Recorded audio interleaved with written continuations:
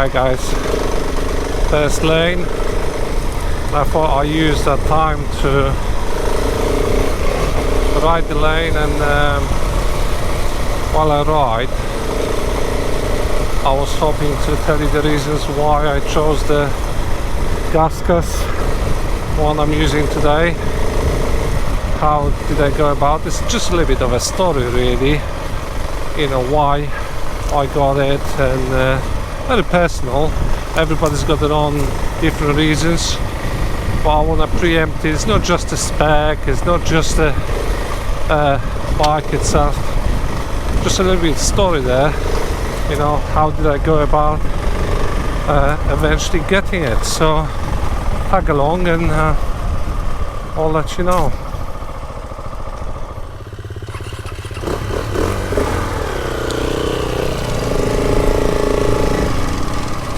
Okay, why GASGAS? Okay, so story begins really when I bought a Husqvarna FE450. I remember when I was picking it up, the guy who was buying Husqvarna 701 Enduro,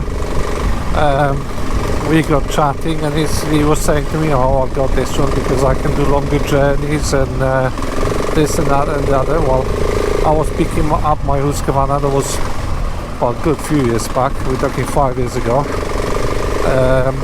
and I thought 450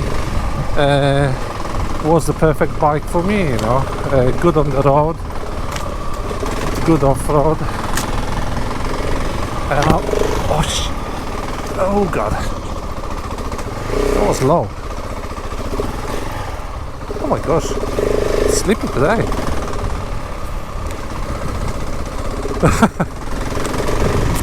Anyway, so I had my Husqvarna for a few years.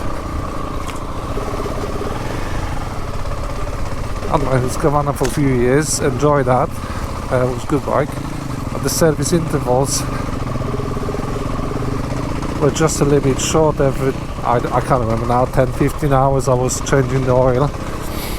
So almost like every few rides you have to do the service, and it just felt like a little much at the time, but I just, you know, carried on with it. Sold the bike, and then I had my Tenere, my beloved Tenere. So when I got the Tenere, sold the Husqvarna, the 451, and carried on with my Tenere, which, oh my gosh, it's sleepy, which I really enjoyed. And part of the decision why and when I got the GASGAS was I had my Tenere and I got the GASGAS, which was a bit weird because they're both 700 but different, you know. This one is 1 cylinder, Tenere is 2 cylinders.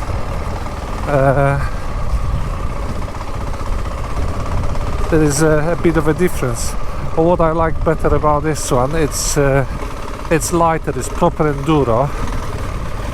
It's lighter, more than 70 kilograms, so that makes a lot of difference really. It's better, easier to chuck about. Probably the few seconds ago when I lost the traction Tenere, I'll be off. With this bike it's just easier to chuck about, easy to handle. That doesn't mean I never come off, I do, but I like the handling, I like the bike in this respect, and that's one of the reasons why I prefer, on technical tracks, I prefer this one rather than Tenere. So that's some of the reasoning with the spec really. And I think another thing was I always wanted to have a sort of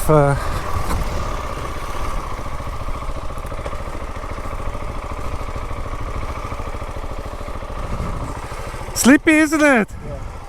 Gosh, Yeah, I need to take those goggles off, they're blocking my nose. Fucking hell, it's not good.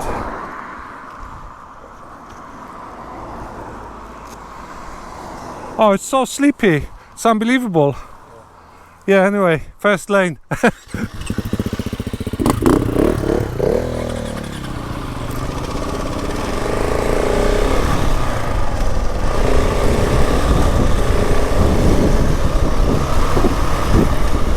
Okay, going back to it.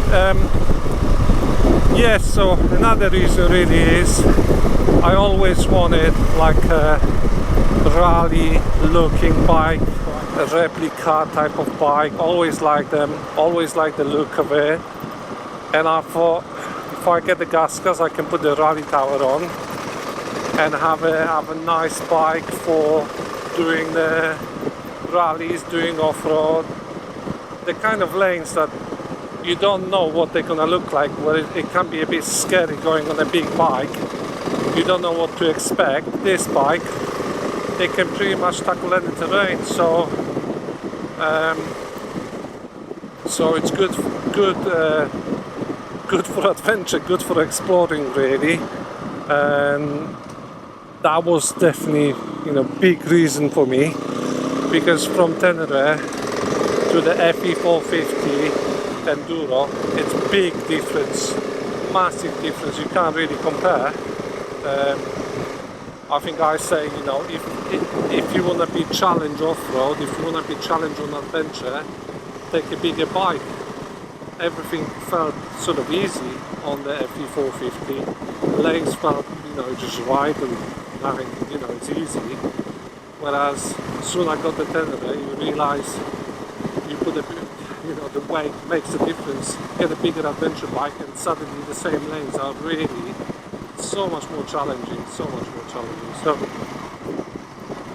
for me it was a little bit going back and forth with the bikes and finding that sweet spot between Tenere, or say Northern 900, and FE450. I think this one, ES 700, is a sweet spot. And you know, I don't, you know, could be GASGAS, could be Husqvarna, could be KTM.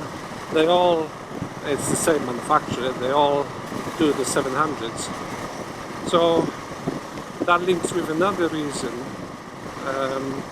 why it's a sweet spot for me, why it's a good bike, because the service interval is 10,000, I think it's 10,000 kilometers or something like 6,000 miles, which I do the service more often. I do it after 4,000 miles or 3,000 miles, I don't know yet. At the moment oil is really clear. I've done the running in service, I've clocked about 2,000 miles on it, so yeah, so that's another reason. And I think all together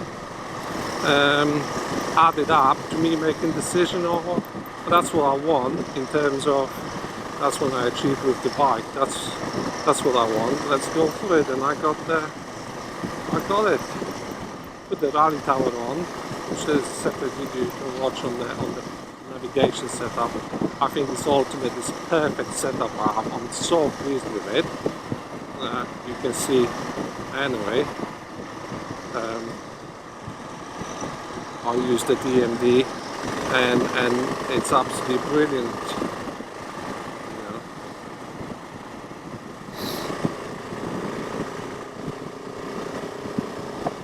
I don't use it today, but don't need it. But you can watch that video anyway. So yeah, that's I want a bike to look like this, and I think I've achieved it. Well pleased with that. And that takes me to the next point.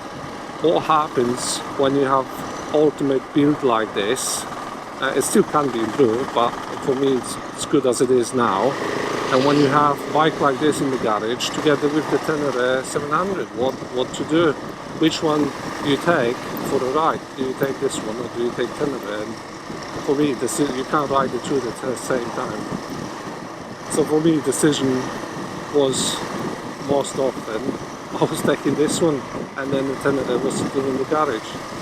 But that's me, and I'll probably to tell you more, you know, how I gone about what to do next. Keep watching, hit the follow button, and you're gonna hear the rest of the story in another video. Thanks for watching. Bye.